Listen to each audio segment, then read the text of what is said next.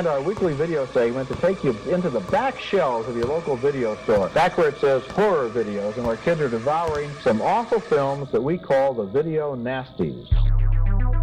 Are you freebasing? Inquiring minds want to know. I have to break free from this culture of mechanical reproductions and the thick incrustations dying on the surface. Fuck the prime time, bitch! Mom with the new flesh. The pain, I can assure you, will be exquisite. As for our deaths, come with me and be immortal. We have such sights to show you. Gotta return some videotapes. Hello, Horror Hounds, and welcome to the It Slays podcast. I'm your humble host, Rowan. And this is Batteries Not Included, Mike. Heidi ho, it's Colton. Wow, Colton never does like a fun intro. It's Jill. And we are back, and it's our anniversary, our 5-year anniversary. Happy anniversary. Oh, thanks. I don't know who's... Ooh, do you clap? I don't know. I feel like it would just get cut out on the mic, so I'm clapping in spirit. That's right. Ew. Something's clapping. Terrible. You got the clap part right. So 5 whole years we have decided to torment ourselves with doing all this fun stuff. Maybe a little less for some of you guys, but for Mike, he's definitely been living in his own personal hell for 5 years, stuck with me. So you are Satan. Yeah, that's right. Hopefully 5 years more, I guess. Or I want to be like 80, just still talking about whatever Ginger Snaps movie we're on next, or something like that. The Ginger Snaps reboot. Yeah, by then we'll be at huge. like the third one. Over My Dead Body. Will they remake I'll be that writing and directing franchise? I thought that was going to be the name of it. Ginger Snaps 7 Over My Dead Body. Colton will write and direct it, and it will actually be switched to be all about men. So, men's thoughts on menstruation. And no, it's going to be called menstruation. Yeah.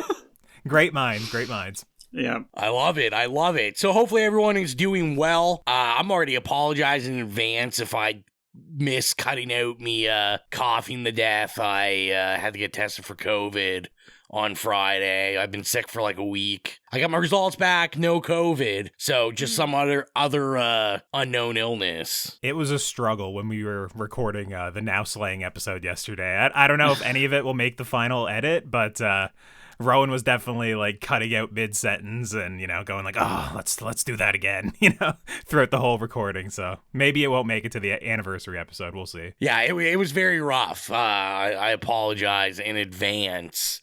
But, we got a lot to get into. Let's get into it. What have we been consuming? What have we been watching? What have we been listening to? What have we been reading? All that good stuff. Mike, we're going to start with you today. Oh, thank you. So, very similar to the last episode, I've been horrifically addicted to Elden Ring. I'm actually at a point now where I'm ready to take my PlayStation and throw it out the window again. So I'm having Bloodborne flashbacks to the first month of COVID when I was stuck in my house playing that and literally opened up my window one day to chuck my PS4 out into the street. I didn't. Are you just stuck? Are you raging, or what's making you want to... The 3 strands I'm at right now, 3 kind of storylines that I'm trying to progress through. I've hit huge bosses on all of them that I can't get past. Gotcha. And one of them, the other night I was streaming it and it was awful. I should put the VOD up so you can see it. I literally spent an hour and a half solid with my friend who has the game maxed and has the most OP spells of everything. He came in and literally it was just dozens of times dying at this boss over and over. And Do you remember which boss it was? I'm just curious. It was I wanted him to do Aster with me, but it was a giant snake guy who when you kill him the first time he turns into an even bigger one, and when we got through it the first time, I was like, oh my god, amazing, I did it. Woohoo! And we were I was teabagging, every time I beat a boss, I teabag. Nice. I was like, why didn't I get anything from this? And then it goes to a cutscene and he turns into an even bigger, badder snake. And I was like, okay, cool. Well, yeah, that's Rykard, I think it is. Rykard, like yeah. It's the Volcano Manor or something like that.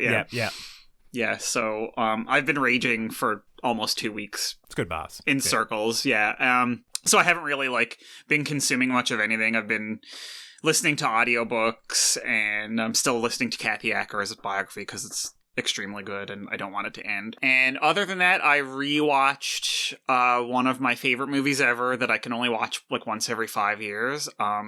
The movie that everybody who likes movies should watch. It's the blueprint for everything. It is Paris is Burning. I haven't seen it. Obviously, Jenny I know Livingston. of it. What? But Never even heard of it. Yeah. Ro, are you kidding me? You of all people. You call yourself an ally? No, get out of here. Oh, shit. Rowan's too busy watching George Carlin specials. That's all he's been logging for 2 weeks. So honestly, I had a moment today where I watched that so I could get into my place, and yeah, that's what I've been doing. What about you, Jill? All right, let's start with movies. So I made a Tubi account finally, so I could log in and save my progress. Your list. Yeah.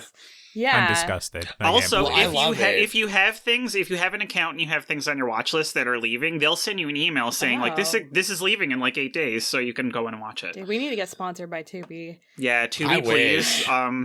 Make sure to cut me out then whenever we mention Tubi if we want the sponsorship. I will get on my knees to whoever. It probably won't happen, after all those stream screams that Jill's like, these Tubi movies fucking suck. Well, they would have to be a patron to hear that, so it's fine. Realistically, if I remember correctly, it was just pure love for Tubi on those Stream Scream episodes. Well, I went back and found not really a childhood, more of an adolescent favorite of mine.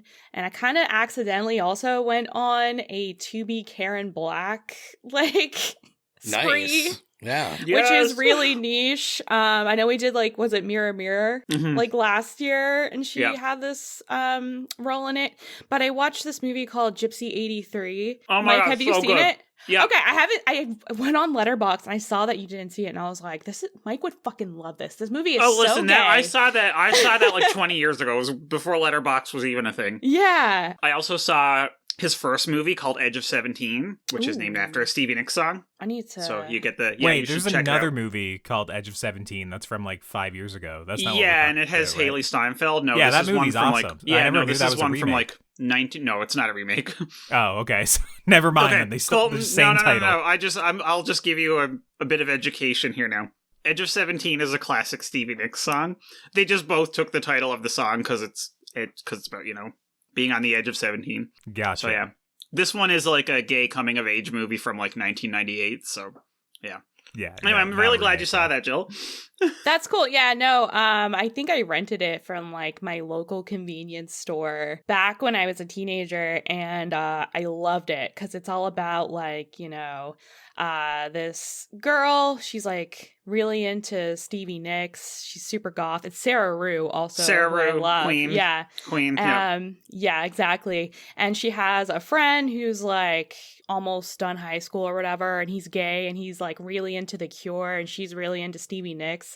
And they've got issues going on. Her mom left when she was a kid to go be a singer or whatever, so her dad's raising her. She has this shitty job. They live in Ohio, and they go on a road trip to New York City for this night of 1,000 Stevies in this club.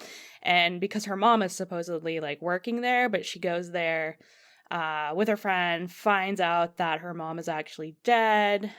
She performs, and Karen Black comes in because she's some washed up jazz singer who they come across, and she's super fabulous, and they're obsessed with her. But anyways, it's a really good movie. It's really touching. I remember I loved it so much that I downloaded it back in the day and burned it off onto a DVD. Nice. So I forgot all about it until I saw it on Tubi, and I was like, holy fuck. So I rewatched it the other day, and I was crying. It's so good. Such a good fucking soundtrack. Just so visual. It's a fucking great movie. 5 out of 5 stars. But to continue my Karen Black kick, I also watched House of 1,000 Corpses, which is really random. But I don't know. I just felt like rewatching it, so did that. I watched this really shitty movie that I've been meaning to watch for a couple years. It's called American Satan. It has a bunch of like artists in it from Sumerian Records, so I listened to, and I knew it was going to be shitty, and it was shitty. That's it for watching things, but for reading, obviously I was talking about Crescent City, so I finished the first one. It was amazing. I sobbed at the end. It's really good storytelling.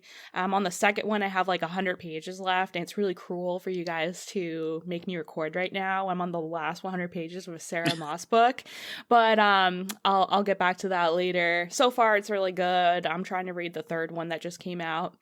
And another book I'm reading, since it's Black History Month, is They Hate You Give. So I'm actually reading this with one of my students, and we kind of have like a little literature circle every week where we come in and discuss like the themes and stuff. And she actually picked this book. And I'm really happy she did. So the title is a reference to Tupac's acronym Thug Life Tattoo, which stands for this motto, "They hate you give, little infants fucks everybody," which basically means like the foundation for youth is crucial to society. And the book follows a teenage Black girl who lives between two worlds. So she lives in a Black community that her white friends consider to be like ghetto. Her parents send her to a white private school in a separate community, and there's lots of Fresh Prince references. She witnesses her childhood friend get shot by a white cop, and the book kind of follows her journey for justice and her struggle to accept her identity as a Black person who lives between both Black and white worlds. It's really good so far, and I think honestly it's a book that everyone should read. It's like young adult, but it has a lot of good shit in there. So yeah, that's all I've been up to. What about you, Colton? I haven't read The Hate You Give, but I actually saw the movie adaptation at TIFF a few years ago, and I remember actually liking it. I think it starred like Amandla Sternberg or something. I think it was like one of her first roles, or at least that I knew her in. It was pretty good. I remember it surprised me, but you know, I'm glad to hear that the book is good as well. Rowan and I mentioned it already, I guess, Now Slaying. We saw Lisa Frankenstein and Out of Darkness. I liked one of them. Fuck you. We discuss. I'll leave it up to the the listeners to figure that out. But we had a good discussion. It was a good episode. We tried something a little bit different where we kind of reviewed both of the movies on one episode. So we'll see if the listeners like that or not.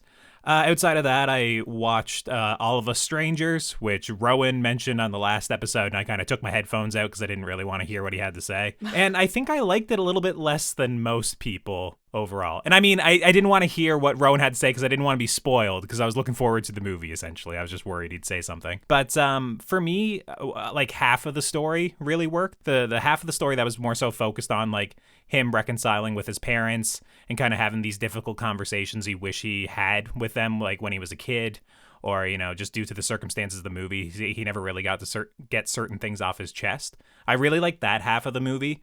The other half of the movie, that's sort of like a manic pixie Paul Mescal dream romance kind of nonsense that's also, in my opinion, a little bit problematic when you realize how they have this romance on screen and what's happening. I found that whole half was just kind of strange to me and didn't really work too well. So it was something where I was like literally like moved to tears for half of the movie, and then the other half of the movie being like, oh, what is this, or what's going on here? And it just didn't really gel all together and like merge the two halves for me at the end. I still thought it was very good. I was just, I was let down a little bit. The other thing I watched, I haven't watched very much in these past 2 weeks, but I watched Grounded 2.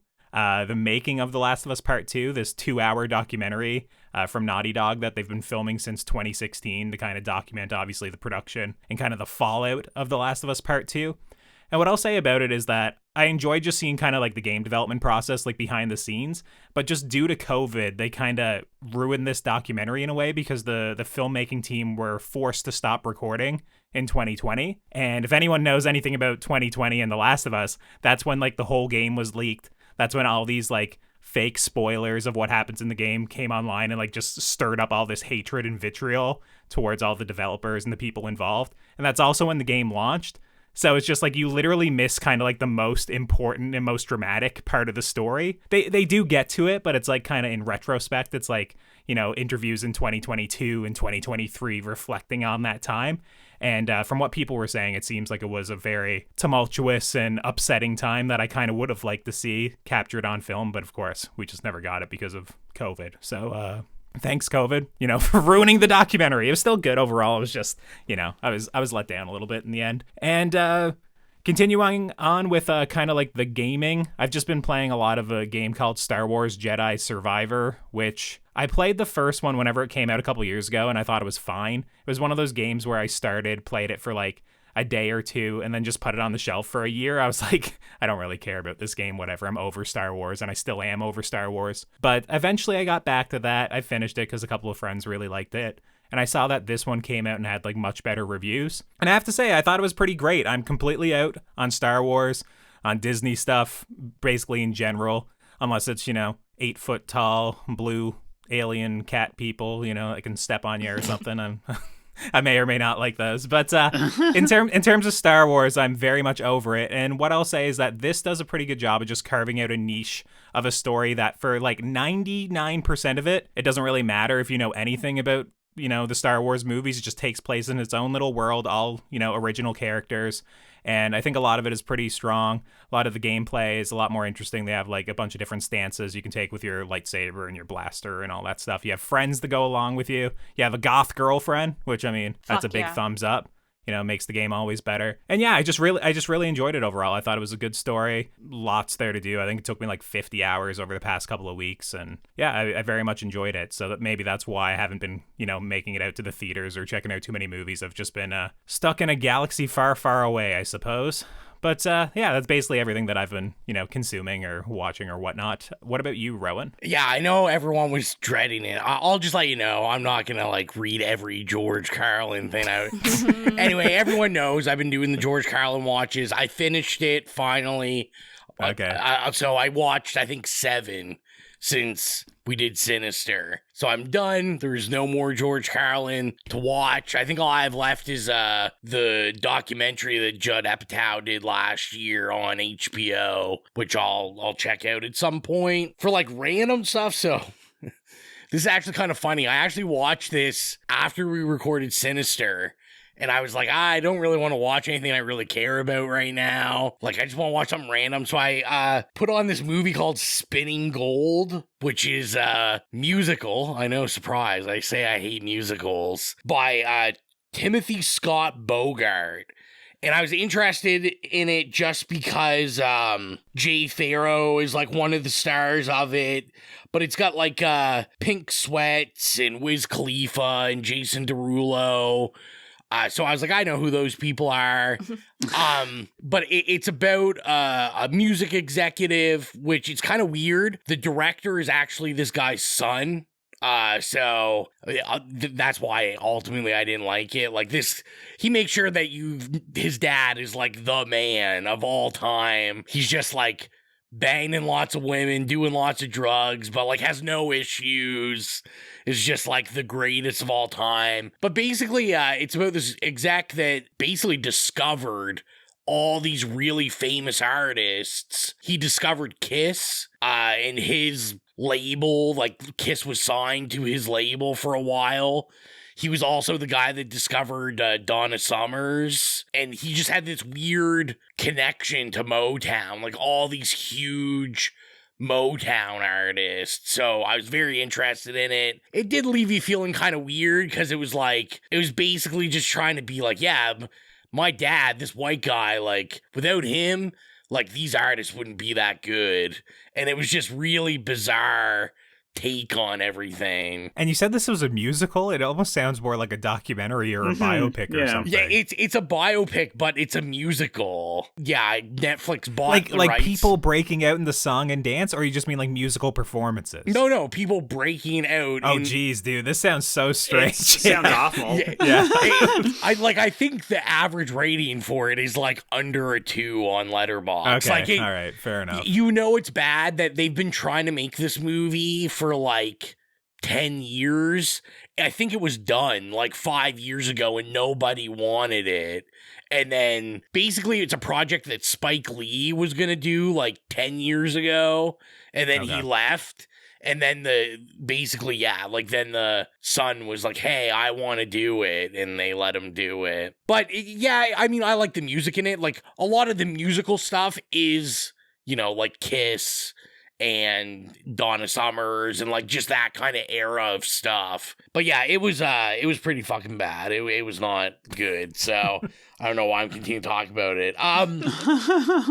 I watched some trash on Tubi. I watched Escape Plan with Arnold Schwarzenegger and Sylvester Stallone. It was pretty fun. I liked it. Them escaping a prison. I mean, there's no more to it than that. That's what it is, and it's a good time. Was that one of the first movies where they were both starring in it together? Yeah, it was like one of the early ones, like in the maybe 2010 or something. Yeah, was it before Expendables? Yeah, I can't believe remember. so. For whatever reason, I remember all this marketing around like how it's like, Sly and Arnold, they're together at last, or whatever, So, and I mean, like, most of these, like, I do like Sylvester Stallone, but, Arnold always outshines him in all these movies. Like, Arnold's just so charismatic and funny, and, so yeah, I watched that. I also watched a couple Netflix documentaries. I watched Bad Surgeon, Love Under the Knife, it was wild. I don't know if anyone listening watches, but on Showcase, there's actually a TV show called Dr. Death, and they're on a second season. The second season is about this surgeon who basically, I don't want to give it away. It's just wild. Like, he was killing people knowingly, and it was just it was wild. Yeah, it's kind of like a failure of like the medical system over there, isn't it? It's more so like how a lot of like his surgeries weren't vetted properly. Yeah, and people exactly. Just let him perform things. Yeah, it's from what I've heard, it just seems like it's one of those stories where it's like, how did this happen? Yeah, it's just ridiculous. Then I watched one called Bitcoined. I'd seen a lot of people logging it. This was pretty cool. This isn't a series. It's just an actual documentary about just like a guy from Miami that's just like a sleazy street hustler white guy that, you'd see on The Sopranos, but he's just a 20-year-old, like, greasy-haired dirtbag. And, someone introduces him to Bitcoin, and he makes a fake company, and that fake company eventually was worth a shit ton of money, and he scammed everybody out of their money, and, like all those stories go, then he cuts deals, and it's like a tale as old as time in like the 2010s. I don't know how many times I've heard about like the rug pulls of Bitcoin and then also like NFTs and shit. It's just, I don't know how people they're stupid enough to keep investing in these things. Yeah, it made me feel pretty good about just telling people that Bitcoin's stupid. So, then I watched a couple that I'd missed last year. I watched Strays, which was the Will Ferrell, the dog movie. I know. Big watch. Very unlike me to watch a dog movie. It's true. It wasn't very good. Like, I'm a Will Ferrell guy. I'm a Jamie Foxx guy. Like, this wasn't that good. There was like a couple things that made me laugh out loud, and that was about it. The only thing that kind of made it worth it was one of my cats was really into it. Like, he watched it from beginning to end, eyes wide open. Big fan of Strays. Big fan of Strays. He kept trying to like touch the TV and like touch the dogs. So he liked it. So I guess that's a positive. Just in case people don't know what Strays is, this is literally a talking dog movie, like raunchy comedy. Raunchy comedy, yeah. Yeah. It's like a lot of sex jokes, a lot of jokes about eating dicks and stuff. That sounds great, actually. Jill, yeah, I'm sure Maybe Jill, I should watch it. You probably like it. I got to watch Dumb Money finally. That was kind of been on my list for a while. I thought it was pretty good. As someone that I watched the Netflix documentary when it came out about the whole GameStop debacle. Mm-hmm. I still think you're probably better off watching the documentary. I think the documentary's a little better because some of the characters are actually crazier than the movie portrays. But I was actually pretty surprised. Paul Dano, like, playing that guy, the main guy, like, he was, like, got it down pat, pretty much. Man, Paul Dano just kills it all the time. But, like, whatever he's starring in, he's so great. And yeah, I think my issue with that movie when I watched it, I remembered like it just didn't seem crazy enough for what was happening. It was essentially like people were investing like, let's say like $100, and then it was like all of a sudden overnight they had like 6 figures, which I understand there was an element of that, but it was just like you didn't really see the rise as much as I expected in that movie. It seemed very much you were talking with people that had like, let's say 10K in the bank, and then all of a sudden they were overnight millionaires for the most part. It was just, and then it's like, okay, like I understand when you go from like $20 million to $15 million, that sucks, but it's still, you know, millions of times more than I'll probably ever have. So it's hard to sympathize too much with that. Yeah, that was kind of my issue with it is it seemed to focus more on like the big players of it all. Yeah. Where, to me, like, especially with the documentary, like, the documentary had so many interesting, like, I remember in the documentary there was, like, a couple that were, like, in university, and they basically, like, gave all their money to it and lived in a van because they were, like, convinced they were gonna hit it rich with this. And then, you know, like, most of these people don't sell in time and all that stuff. And, yeah, so, you know, like I said, I thought it was perfectly fine. It was perfectly all right. Mm-hmm. I managed to get out. I saw ISS in the theater. Released online the same day you saw it. Oh, was it? Yeah. Well, you know what? I was all for, you know, I remember I was one of the guys. I remember seeing Gravity in the theater. Me and X going to see Gravity. And, you know, space movies have done well. You want to see them on a big screen, stuff like that. So in this, I was, you know, pretty interested in the idea of it, of this kind of like, you know, thriller, you know, 2 countries against each other on a space station. Like, yeah, fuck yeah. And this movie sucked, man. This was bad. All the space stuff looked like it was like PlayStation 2 graphics. There was like weird things going on with the frame rate. It kept changing throughout the movie, and it was like very noticeable. So especially when they were, and I thought I was crazy, but I looked it up and apparently a bunch of people had the same issue. Now I kind of want to see it for that, because I'm one of those people that like changing frame rates drives me friggin' crazy. Like I hate watching a movie in 30 frames, for example, right? So Yeah, it's just like, I'd be curious if there's any rhyme or reason for it. It was insane. Like, I found a lot of it was when they'd go from like an outside space shot to like them in zero gravity inside the space station. And it's just, there was a lot of editing issues. I saw the, I can't think of his name now, and I'll be honest, I'm not going to look it up. But the guy that directed it, he's only directed like 2 other movies, and he did that Blackfish documentary that was pretty big like years ago about killer whales or whatever. Oh, yeah. Dude, I like that documentary. That was a great documentary. Yeah, it was huge when it came out, but this guy directed this movie, which this isn't a documentary about whales. So, well, I think it's a female director. Oh, it's him? Yeah. Okay, yeah. I don't know who directed it. Yeah. And so I did a double feature that day. I saw that, and then I went and saw Argyle, the movie everybody's talking about. Don't spoil who the secret agent is. I haven't seen it yet. Okay. And eventually I'll subject myself to 2.5 hours. Oh my God. This is atrocity. This movie is the first half star in a while I've given on Letterboxd. This was dog shit. Like, this was, I don't know. I have no words for it. Is it boring? Because 2.5 hours is just a long time, right? To devote to something that I know is probably going to be like a 1-star movie. But is it boring or is it just bad? Both, maybe. I mean, it depends. Okay. You like action set pieces are terrible and just like so CGI'd that it just looks artificial and fake. And this is Matthew Vaughn, right? I'm pretty sure he directed it, is it?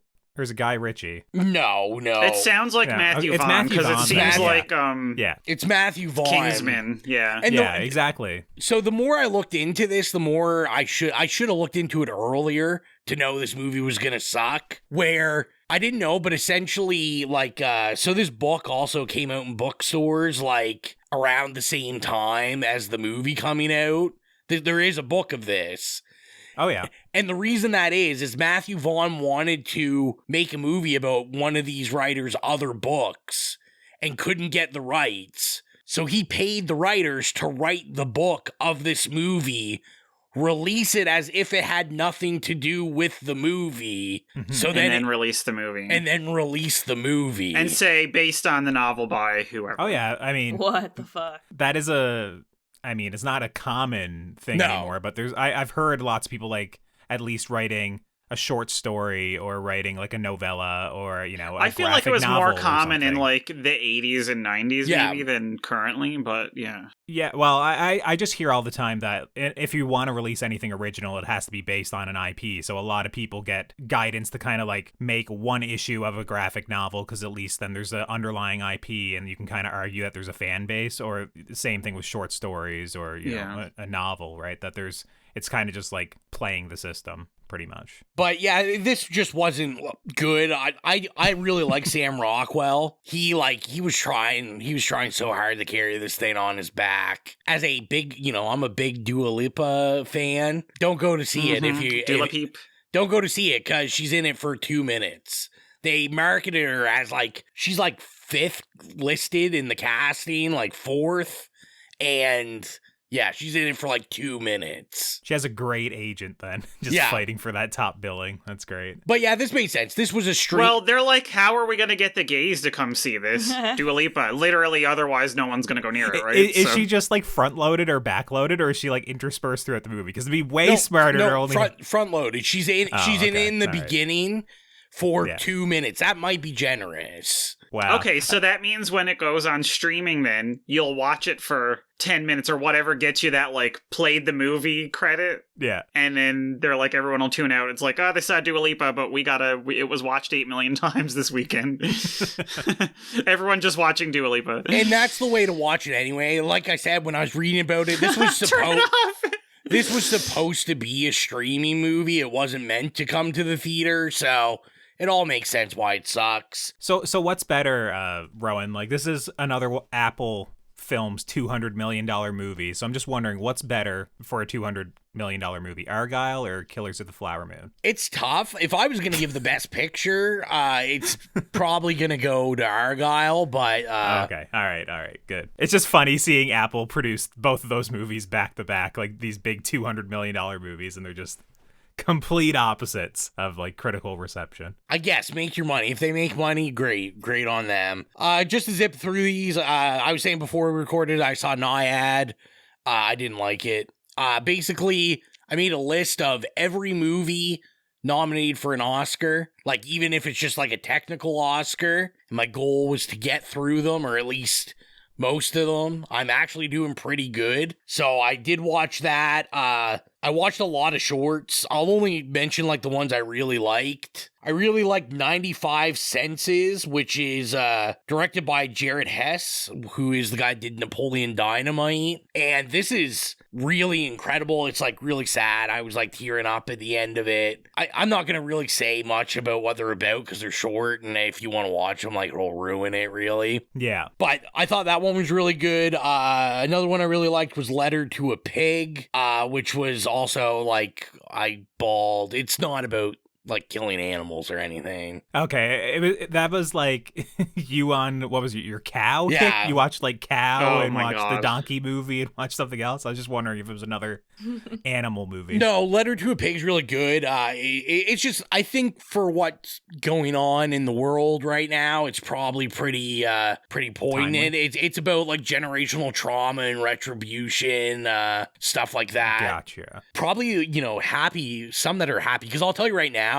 Oscar shorts, they're all depressing. They're like... Well, that's kind of the joke about Oscar shorts. It's basically like most of the time they're just trying to make you cry, because if you can make someone cry, then you can at least make them like remember like the name from the list. Yeah. So they're all just gunning for that most of the time. So for happiness, one I really liked, and I'm going to butcher the name, it's like Nay Nay and Wei Pow.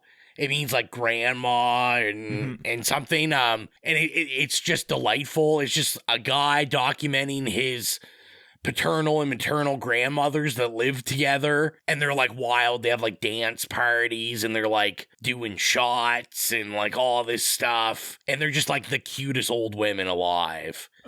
And I need them to win. They need to win an Oscar just because they're fabulous. Well, this director, Sean Wang, I think he just had his directorial debut at Sundance with another movie called Dee Dee, which is, I think, like also like semi-autobiographical and whatnot, and people like absolutely loved it. So yeah, this might be, I don't know, it'll be pretty wild if he does win an Oscar, you know, the same year like when his feature debut is coming out. And the other ones that I watched that were pretty good, one was called Pachyderm, I believe is how you say it. It's French, also heartbreaking, about like child abuse. It's animated, but it's really well done. Invincible, which I really liked. I liked it for the lead performer, who I am not even gonna attempt to say his name. It's like a foreign language, or it's from Quebec, but his name is like Leokim Baymier Le Pen or something. Okay, I'm glad that I got you to try and say his name. This was really good. This is also sad. A true story, which is weird. It's like a recent like news true story that I hadn't heard about, just about like a young teen that was kind of, you know, in like juvenile detention centers and stuff. He was a wild kid, and it's just about like you know, something tragic happened to him, and it's just about depression and that kind of stuff. And then the other one I really liked was called Night of Fortune. This was like kind of a dark comedy about an old man whose wife passes, and just him making a friend in the morgue and just like trying to deal with, you know, the loss of your loved one, especially someone you've been with your entire life. And yeah, the last thing I had to say is I went and saw a screening of My Bloody Valentine over the week. Yeah, I'll give a nice little podcast shout out. Light flex. Yeah, just a little. There's a local company in Halifax. They put it on in Sackville named TerrorVision, and every couple months they put on screenings. I think in the past they've done like Carrie. I think they did The Thing and Krampus. I tried to make it out to a couple and I had to work. This one I didn't, so me and X went and checked it out. It was awesome. It was like packed. He pretty much sells these out. They do it at like the local Cineplex, like I said, so it's kind of cool. And you know, they do trivia and stuff beforehand and give out prizes. Cool. And I really enjoyed it. Obviously, you know, we're big fans of My Bloody Valentine here, so it's kind of cool seeing it on the big screen. But yeah, let's get into it. 5-year anniversary. I feel bad. You guys are listening to me talk. I'm like breathing heavy. I sound like I weigh 800 pounds. That's just me struggling to breathe, so don't worry. But yeah, so we put out a poll, and you guys voted for the pick. Yeah, I mean, it was a close race between this and Dawn of the Dead, but Child's Play won out in the end. I think it was like down to just kind of like 5 or 6 votes between them. And I will say Godzilla was very close as well. At one point there, but yeah, it was just Child's Play, Dawn of the Dead, and Chucky won out. So here it is. And I'm sure all you Dawn of the Dead heads and Godzilla fan, I'm sure those will make it on the podcast at some point. Oh, and interesting enough, Child's Play was Nicholas's submission, and Dawn of the Dead was Steven's submission. So it was like hilarious. 2 basically like Patreon picks again. Yeah. So, that's why we chose it. So let's get into the trailer for 1988's Child's Play, and we'll be back with the synopsis and first experiences. Child's Play, a terrifying new movie. But it was scary. I have never screamed so loud in my entire life. Tell me better. Whoa. He kept saying it was only a movie. You watched the whole movie like this. Child's Play. Just when you thought you were safe, boom. Rated R. Starts Wednesday, November 9th at a theater near you.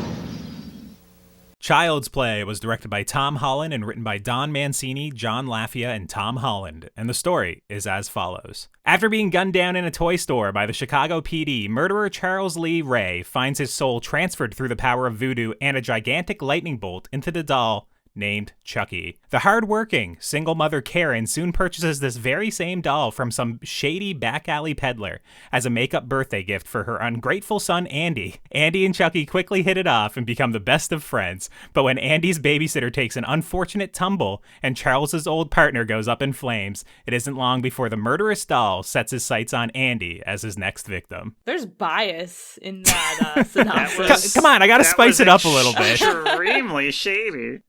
Poor Andy. So, first experiences is our first time seeing Child's Play, or do we follow the TV show? Have we watched all the movies? Do we have a whole room filled with creepy good guy dolls? Colton, we'll start with you. So weirdly enough, like my experience with Chucky like dates way back to, I'd say, like kindergarten or first grade. Not in terms of like actually watching the movie, but when I was growing up in Labrador, a place where some of the kids would hang out like over lunch hour or like recess would be underneath the bleachers in the gymnasium. So I remember specifically when I was a kid going in there and kind of sitting with the cool kids, and they were discussing like scary movies like Candyman, or discussing like Bloody Mary, if you say this in the mirror. And for whatever reason, Chucky came up at some point and people were like, oh yeah, it's like this killer doll. And, I think I saw my doll move and all this stuff. And it just started like rumors at school of like this evil doll. And it frightened the shit out of me as a kid. So I never saw Chucky or Child's Play literally until the remake came out. So there's Child's Play in 2019. That was my first experience with Chucky. I went to see that and I was like, all right, that was okay. It wasn't it wasn't great. I like Aubrey Plaza or whatnot. But I checked out Child's Play, like the original, like probably like a year after that. And yeah, this was just my second time seeing it. So I'm not a big Chucky fan. I haven't seen all of the spin-offs or sequels or the TV series or anything like that. I've seen the remake and this one, and that's it, other than being scared as a kid. Jill, what's your experience with Chucky? So that I kind of have like the opposite experience of you, I guess, because I haven't seen the remake yet, but I've seen the original numerous times. Like growing up, like it was like always on TV. And I liked all of the Chucky movies, especially Bride of Chucky. That's my favorite. I think I talked about it on the podcast before, but I had a huge crush on Alexis Arquette. But anyways, R.I.P. Right? It's so sad. Yeah. I rewatched it this year, so this is my second rewatch of the year for Chucky, so thanks, Nicholas. But I actually paid more attention this time than I did last time, so I think it was a good rewatch this time. What's your experience, Mike? Listen, I am a old school, saw it when I was a youngster in elementary school, because like Colton, all the kids were talking about it, this fucking doll, and they were like, it's so funny because when I was a kid, I was always the one watching horror movies, but I just hadn't seen this for some reason, and everybody was talking about it, and I knew all the plot points. They would be like, oh my god, and literally just stand there at recess time and tell you the entire movie, plot point for plot point. So I saw it eventually and I was like, okay, that was cool. And then I saw the sequels and was like, okay, I really love these. And then, cut to a few years later and it gets kind of rebooted into the new sort of campy, more comedic strain that we know today. And I've just been such a fan of it ever since. Ro, I know you are literally watch this in diapers. 100%. Yeah, I can't even really remember the first time I watched this. I do know that when I was a kid, I had Child's Play 1, 2, and 3 all on VHS. I vividly remember those. Kind of a shame because I don't think I have them anymore. But I was going to say they're worth a lot of money, I'm sure. Yeah, I don't have them. I had them when I was a kid, but I feel this one I've probably seen the least, actually, especially out of the first 3. So I've probably only seen this a handful of times. Unlike you guys, I've never seen the remake. I own it. I bought it when it came out. Never watched it. I've seen, I think, pretty much all the spin-offs. Maybe, I feel like Curse or Cult I may have not have seen. Although, last time I was talking about Chucky, I was talking about a scene from what I thought was one of the, Bride or Seed, and they were like, no, that's from, Curse. And I was like, oh, maybe I have seen them all. Mm-hmm. And I watched the show. I'm a little behind on the show. I'm on season 2 still, but I do watch the new show as well. So yeah, I'm pretty well versed in the land of Chicago, I guess. Chucky, and I can't really think of a good Chicago. I can't do a fake Chicago accent. So Please don't try. Yeah, I'm not gonna try. Please. I'm not. I beg you. Won't offend the listeners like that. Anyone in Chicago. But anyway, let's get into it. We're gonna get into the overall and booties, onesie booties of it all. Can you please use a different word? Yeah, that was kind of creepy. You're already making me uncomfortable, and I want to leave. It's too late. We gotta roll with it now. Let's talk about Child's Play. Oh, I hate you. Instantly with this movie, it was just the sort of thing where I was like, this begins the way I like all horror movies beginning, with a police pursuit and a shootout. I just like, it's been a couple of years since I've seen it, that I was just like, I can't believe we're actually having like a gunfight in the streets with like GoldenEye sound effects at the beginning of this movie. And then when they go into the toy store, like I was just like looking around at all the toys. I mean, there was a Stegosaurus that got caught in the crossfire. It was a little bit upsetting, but it was just such a neat little opening to this movie. And then once again, I remember the remake, right? So it's literally like, oh, they're like at some like factory or something, and one of the workers kills themselves or something, right? So I couldn't remember that like Brad Dourif was gonna start like speaking Latin or like some voodoo curse or something, and I was like, bro, what movie am I watching? What is this right now? And then the lightning bolt gets summoned from the sky. I was just like, insanity. They don't make them like this anymore. This is just a wild intro to this movie. They sure don't. It really reminded me of, since you just watched Dial Code Santa Claus, or whatever the fuck. Yeah. It kind of reminded me of that vibe, like, you know, late 1980s, early 90s, like horror, but also there's like this aspect of this nostalgic childhood. And you really can't replicate this, I feel. And I don't know, I fucking love that feeling. It's one of those things that I don't even know how these movies got like financed and made. Like, I do know now, I read up on the Wikipedia after seeing the movie, but it's still like, who finances this for like, I don't know, let's say like $20 million. And they're like, all right, yeah, we're going to blow up multiple buildings in this like killer doll movie. You know, we're gonna go hard on the puppeteering and the animatronics and all this stuff in order to make the doll work. And then also we're still gonna have a kind of like a decent heart to the movie with the father or the mother-son dynamics and whatnot, that I'm just like, it's very strange. They were doing so much coke in the 80s to get like this get this made. Oh, 100%. Yeah. Cocaine masterpiece. Love it. I saw that my boy, though, Charles Band, tried to put a bid on the movie. It's a shame he didn't get it for his Empire. But, you know, if you're not familiar, Charles Band, the owner of Full Moon Entertainment, the owner of Puppet Master, and all things puppets and killers, you know, this was like made for him. But obviously, yeah, it'd be a totally different movie if he bought it, because they have zero budget to any of their stuff. So yeah, I'm assuming you read up on the production stuff too. Did you, Rowan? Like about how like originally it was supposed to be a movie called Blood Buddy or something, and basically it was like, yeah, which is not a good title, and it was supposed to be about like a doll that bleeds that all the kids like, and then Andy winds up doing almost like a blood ritual with the doll, so his blood is inside of the doll, and it's like his psyche gets like mixed with this killer doll, and it kind of starts acting out like his, you know, innermost like angry urges and like killing those around him and stuff. It's just like a completely like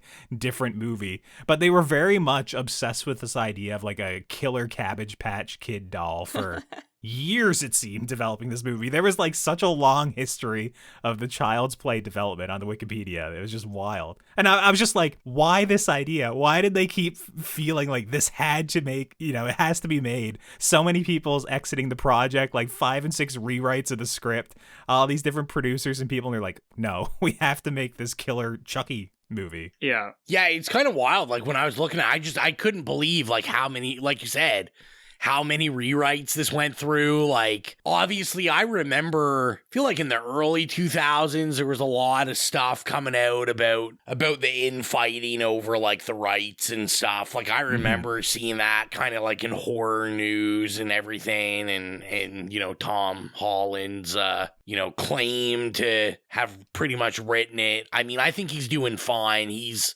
making his money off of Spider-Man, so... I hate that there's that Tom Holland's a shared name in kind of like the horror world. We know Tom Holland, but then whenever I think of Tom Holland and just picture Peter Parker from the MCU, or like how he just ruined Uncharted as a movie franchise, that's yeah. I'm more sour about the Uncharted thing, but I was gonna say, or anything that he touches. Whoop. Oh. Stay away from Zendaya. I will say this, going back to Child's Play, I feel like if you have any movie, no matter what budget, if you put Brad Dourif in your movie, I'm going to enjoy it. I just can't think of anything I've ever seen where I've been disappointed that he's in it. He's great in this. And he's a delight. He's a delight. Yeah. We just saw him a couple of months ago in, what was it, Graveyard Shift? Yeah. He was in that. Yeah. And he was absolutely chewing up the scenery, killing it in that. And then in this, it's more so obviously his physical performance is just up front. And I was just man, once again, this guy is just insane. Once again, just so much of the fun of the movie instantly getting you on the right kind of frame of mind to watch this movie is just in that, that cold open where obviously he's featured very prominently, right? Then also his voice as well, right? They had to redo the voice of Chucky 3 or 4 times. Once again, if you look at the production details, and then eventually there's we're just gonna settle on Brad Dourif's voice. We got in kind of a Pazuzu Exorcist-esque take on it. We got a robotic AI, what we would call almost the AI speech version of it, but it's just none of it works. We're just gonna let Brad Dourif do his thing. One of the voices they try to use, I know a Mike favorite, what's her name? Jessica Walters. Oh, love her. Love. Which I can't imagine. All I think about is Arrested Development. So I was I just don't know how this would work. But Brad Dourif, just iconic voice. The voice immediately, and he just he's so good at emitting anger, really. Let's be realistic. It's always anger in every movie. It's just psychopathic anger. Yeah. And it's just fantastic. I think it's good at how restrained the movie is before revealing that voice as well, because it's a long time before you get to see him, call the mother a fucking bitch or something, right? I think it literally takes 45 minutes of the movie, and all we've heard up to that point is hi, I'm Chucky, or whatever, right? And it's just so jarring. It makes me burst out laughing at that moment because it's also so heinous what he's saying, but it's also just it's such a contrast from that nice little voice that we got, 5 minutes before that or whatever. This movie is weirdly restrained for what it's about. You kind of cut out that intro, which is over the top and insane, but then it's literally just 30 minutes of kind of just family drama. She can't afford the doll. She has her best friend coming over as the babysitter, and I'm just watching him okay, this is just an actual movie. It's not all joking, or it's not all ham-handed. It's there's an actual heart here somewhere. And then of course you hear Brad Dourif's voice and it goes off the rails and it's insane from then on out.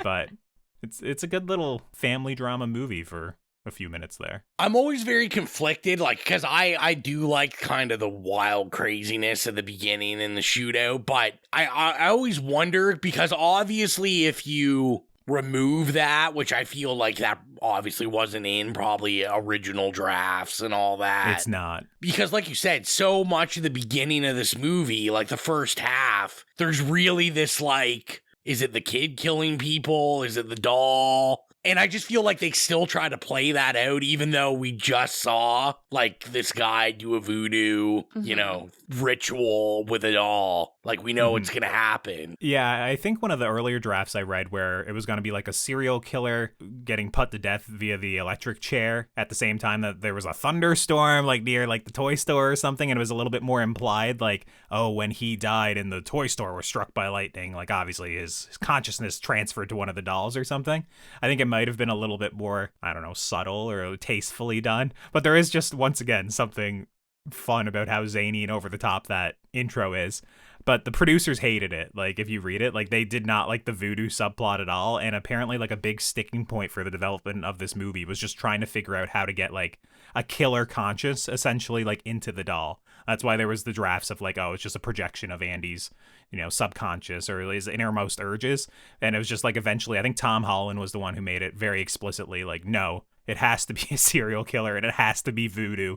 And they were just all right, well, we got to make this movie at some point, right? Screw it, whatever. We'll go the voodoo angle, I guess. Yeah, well, and I mean, like I said, to me, it's not that egregious. I still think it works. It's still fun. And the design of the good guy doll, I like, obviously that was kind of all my notes really are like this fucking good guy doll, like the creepiest looking doll of all time. It kind of fits though. It kind of fits with like, porcelain dolls and Cabbage Patch Kids dolls. Like I remember as a kid, I didn't think Cabbage Patch Kids dolls were ever cute, but people would play with them, but they kind of look goofy and kind of messed up, and that's kind of what this good guy doll looks like in the movie as well. And it was so easy to like make him look really evil, and like when he's like turning human or whatever, it like really subtly happens, and then all of a sudden he's like not what he was anymore. I think it's a really good transition. Yeah, they do a good job with also like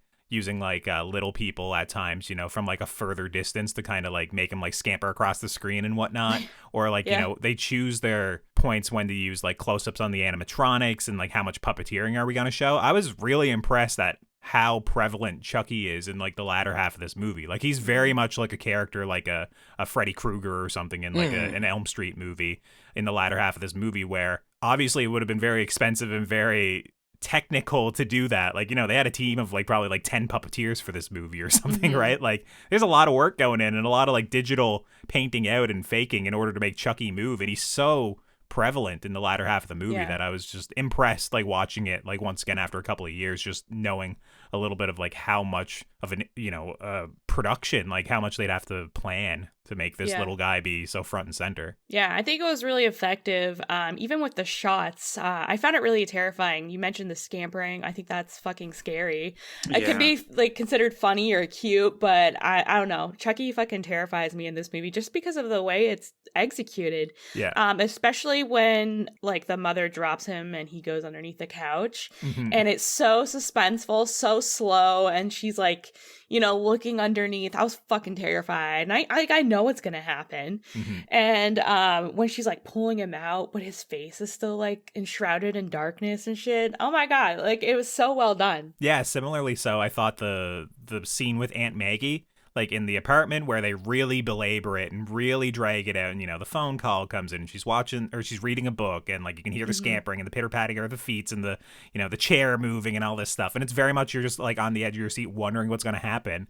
And once again, like a lesser movie, especially like when you pitch it as like, oh, it's a killer doll movie, I just don't think they'd really take the time to kind of like properly, drag out these scares and the tension enough. And I don't think there'd be as much of a payoff, or it would just be like instantly really gory, where this is like, it's like the good guy's tool set comes back that the kid, didn't like from the day before. And, Chucky brings the little hammer and then it brings it down, hammer smash face. I was just like, it was just a good little scene of like tension. I agree. I thought the scampering around was like it was perfectly silly, but also a little bit menacing, weirdly enough.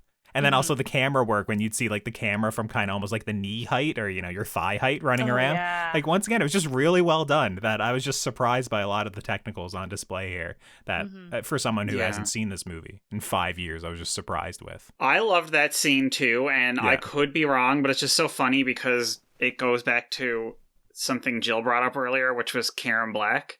And I really thought one of the reasons why I loved this scene so much, other than the fact that Dinah Manoff was in it playing the friend. Oh, she's excellent in this, by the way. Shout out to Dinah. She is excellent. Yeah. Really, really good. But I love the like best friend who's gonna die trope in movies. I always love that character. I have a note that it's like, I bet Mike loves the of course. Yeah. One of my first notes was she did not deserve that. Yeah.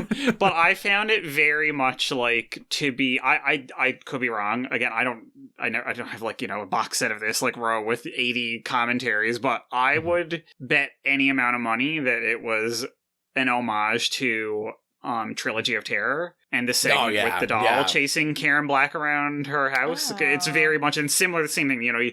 It shows the doll at first like not at all, and you hear the skittering and you see the little flashes and stuff.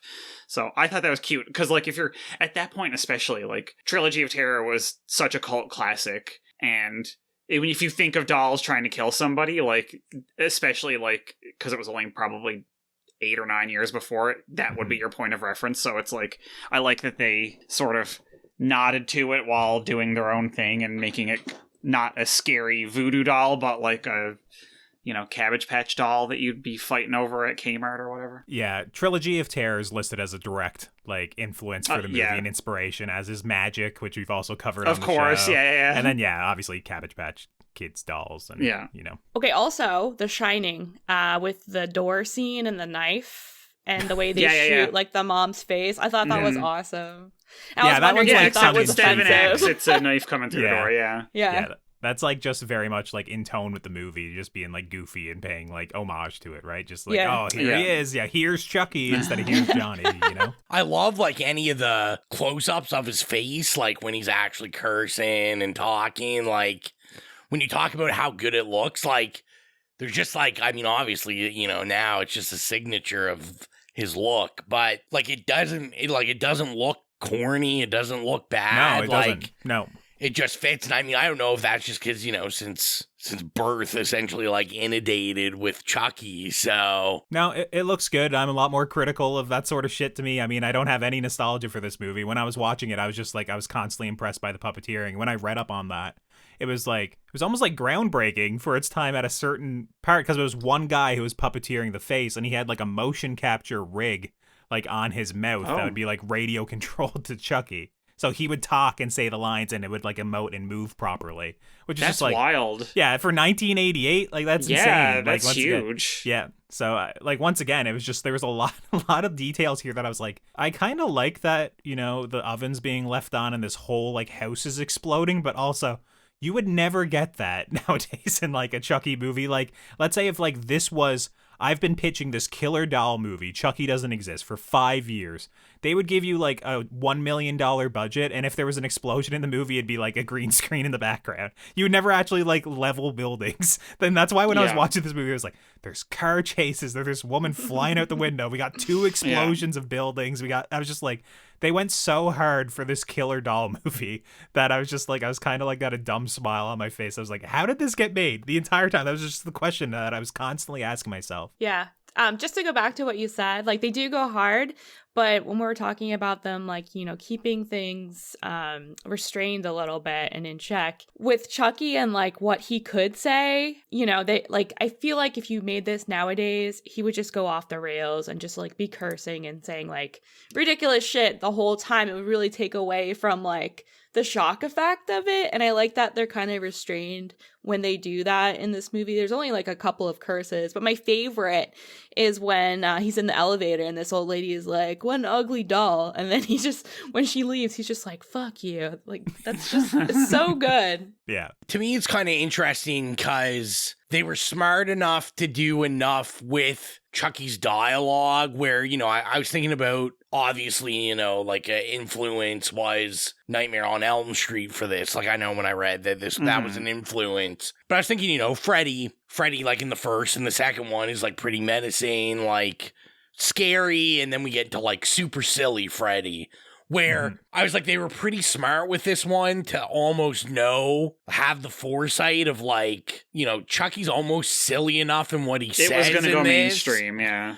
That it's not like the later sequels, it's not off brand. Because I know like when she's picking him up and, he's calling her like a slut and a bitch and like, I'm like, oh yeah, this is like silly Freddy. Like this is exactly what they did.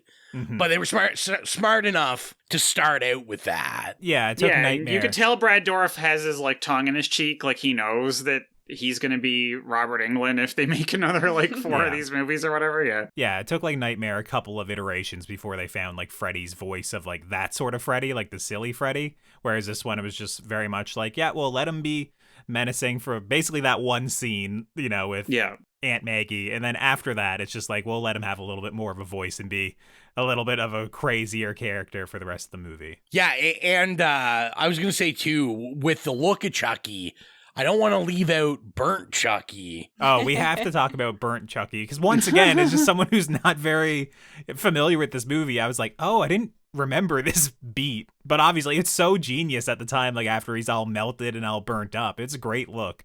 Like it kind of goes back to a little bit menacing again, right? Like yeah, super scary. And I feel if I remember, like it's been a long time since I watched any of the sequels, but I think they've played, a couple of different of these beats of like, what does Chucky look like if he had this done to him? And I don't think any of them ever reached as good as Burnt Chucky. Because like you said, it's just like scary and menacing again, which, I'm thinking about like plastic melted toys you'd see in the driveway or something that are just disturbing enough as it is. A little bit Terminator as well, just with like the one eye. Oh, yeah, I didn't know. Arnold gets half his face burned. Yeah, I just thought it was a really good little sequence there, and like how crazy like the gunshots go, like how Karen just like blows off every single limb of his and then still shoots him flat in the chest. I was just like, this is an insane little moment. Mike's having a reaction, so I that is literally, I think that part is so like camp classic. I'm like, first of all, where did this woman learn to fire a gun like that? She's like literally like snipering, like, and then she's standing over it just like Quentin Tarantino firing like into it, and I'm like, the poor person in the apartment underneath her has literally got bullets flying through the fucking ceiling right now. Like, what's stopping it? A doll? Like, I just thought it was so funny. It's actually impressive that she managed to blow off, I think, every single limb other than like maybe an arm, but miss the heart and still shoot center mass. That was an interesting detail where I was like, oh, this kind of surprised me. I thought for sure Chucky would be dead right now. After she was through with him. I was gonna say, I also really enjoyed the kill of the actual voodoo guy with the voodoo doll. Yeah. Just because cool. I thought it was smart, because it'd be so easy, to have voodoo to explain the transfer, Charles Lee Ray, which brilliant name. Into Chucky, but like then never really touch the voodoo again and be like, well, we used it for what we needed. And honestly, I'm almost kind of saddened that I feel like they don't have, like, I wish the voodoo came back in some of the sequel stuff, because I don't know what it is. It's just the voodoo in horror I love. I always go to Angel Heart, but of course, yeah, just love it. It did remind me of Angel Heart also. I was thinking about that. Weirdly enough, I think the voodoo scene, like, that's like the one of the more like rougher scenes in the movie for me. I like it conceptually, and I like breaking the doll and stuff. Like, it is like a neat little gag, but it was just, I don't know, once again, it was one of those scenes where it felt like it was explaining too much, I guess, where it was constantly like, hello, my friend, we've done this before. We've discussed all this. You're the voodoo guy. And it's all the lines there. It was a bit too, like, expository. It was just literally there to explain what happened in the opening scene, where I think most people already were just like, okay, whatever. His soul's in the doll for whatever that chant was at the beginning of the movie. But I want to know where that chant came from, because you have to convince me that this guy knows whatever language he's speaking and, like, the spell or, like, whatever. Like, I needed to know. I'm like, who is this guy? How does he know this? For me, it's like, I find sometimes when you explain all the backstory behind the monsters and whatnot, it's not really as scary. This movie's like silly enough anyways that I would have just been fine if they hand waved it. It's kind of like, I don't know, when you watch something like Lights Out or something and you get this elaborate backstory for the creature and what happened. It's just like, bro, it's just a monster. Like, it's just the monster that gets you when the lights are out. Why do we need, I think this they elaborate were quick backstory? Enough with it that it was like effective enough. Yeah, it's all right. Like, it was just one of the scenes that I was like, I don't like love this. I love the off the rails car chase where he's like stabbing through the back of the chair and underneath and all that stuff. Whereas the voodoo scene, outside of some really impressive puppeteering, just felt, once again, a little bit too expository, I'd say. And he was just as menacing when he was outside the car. I did like all that, just tormenting the cop in the car. Yeah, scampering around and the cop having to roll around like with his gun. Yeah, just looking around trying to get a shot on him. Then he gets the shot, and it's almost like a freeze frame when he's flying through the air, like when he gets blasted backwards. It's just like, I have so many notes that end with like, this movie is insane. Ha ha ha. This is insane. Like, multiple times where it's just like, there are so many moments in this movie I was just like, once again, this is crazy that this is what was made, and then it spawned off like, I don't know, 7 or 8 sequels or something, right? It's wild. I was thinking too, like, because like you said, a trilogy of terror or whatever kind of being the influence in this, but it's just like crazy to think how many movies this like inspired in general. Megan. Yeah, I mean, obviously, yeah, Megan would be the most recent thing, but like Megan, Annabelle, Jesus. I mean, there's so many. Like, it's hard on the spot to think about it, but like the creepy doll trope is a trope, and Chucky in part is a big reason for that, right? Absolutely, yeah. Although, I mean, I really think at some point, Blumhouse has got to be like, we got to get the rights. We need the Megan versus Chucky going on. They're already on Twitter talking to each other. Well, they were beefing on Twitter when Megan came out. Like, it was iconic.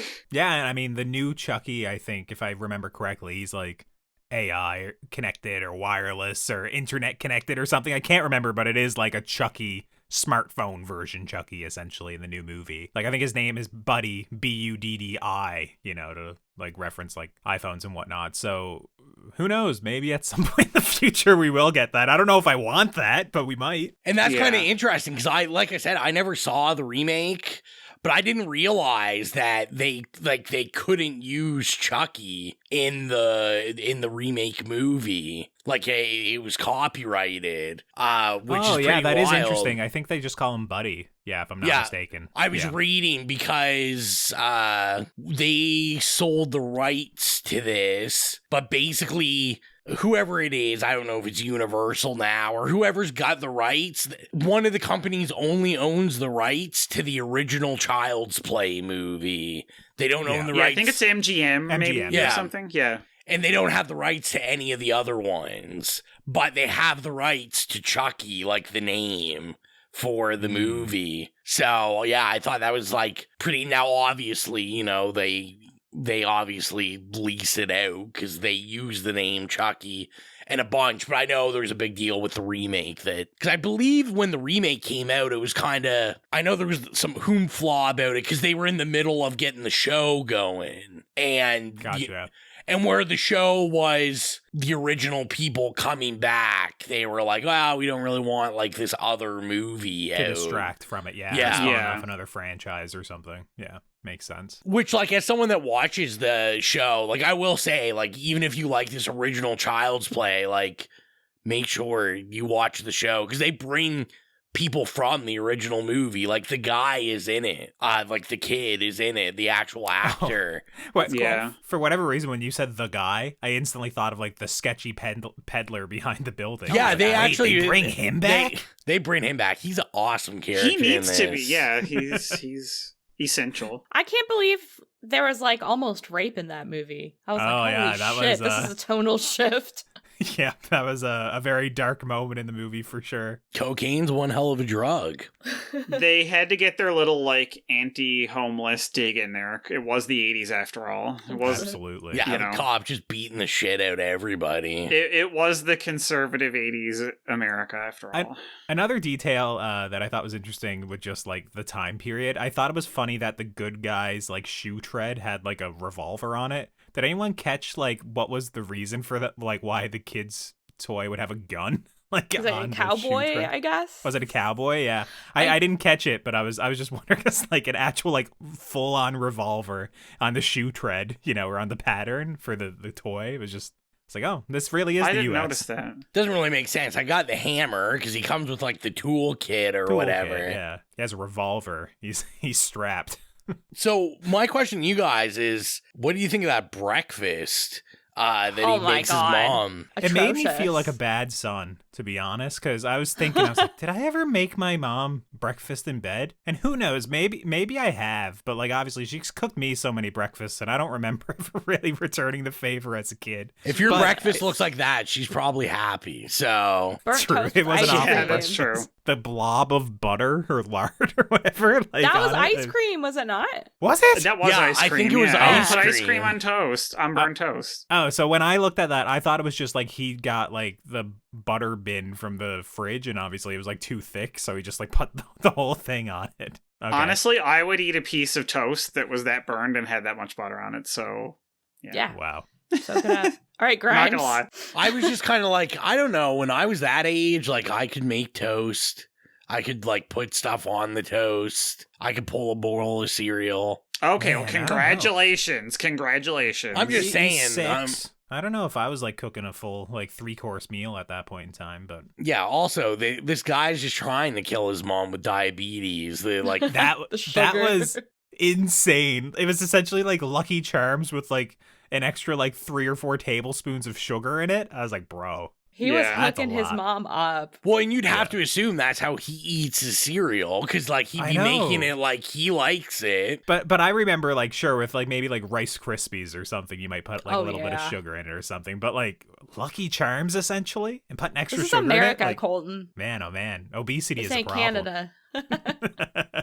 But speaking of our young actor, I was gonna say, like, you know, normally I always say that these people are hit or miss. I really liked Andy. Yeah. Mm-hmm. I thought like he was really good. Alex Vincent is the actor. Like I said, he does come back. He's in the second one also. Oh, is he? Okay. Yeah, he did 1 and 2, and then I don't think he came back until the TV show. Yeah, somebody else played him in the third one, because it was like a time jump. As far as I remember, because it's been a few years, and by a few I mean many, since I've seen 2 and 3, but like 2 takes place like very shortly after 1, and then 3 jumps to like him as like a teenager. Mm-hmm. 3's the one in the military school or whatever. Yeah, exactly. Oh, gotcha. Exactly. Yeah, I gave him a hard time in the synopsis, but I'm just, you know, just joking around. I thought he was pretty great as well, like especially as a child actor. It's because I mean, all kids are kind of ungrateful and bratty, so. Of course, and I have a note that it's like, I'm the exact way. Like, I actually hate opening presents in front of people solely because I know they're reading my reaction of, you know, oh, I'm not excited enough, or oh, he doesn't like it, or whatever, right? So I actually hate that. So when I was watching that scene, I was like, oh, I've had literally this instance where it's like, my single mom at the time bought me this board game, but my aunt also bought me the board game as well. And it's like, oh, now I have 2 copies of the Jurassic Park board game. Like, what am I going to do with this? You know? You little shit.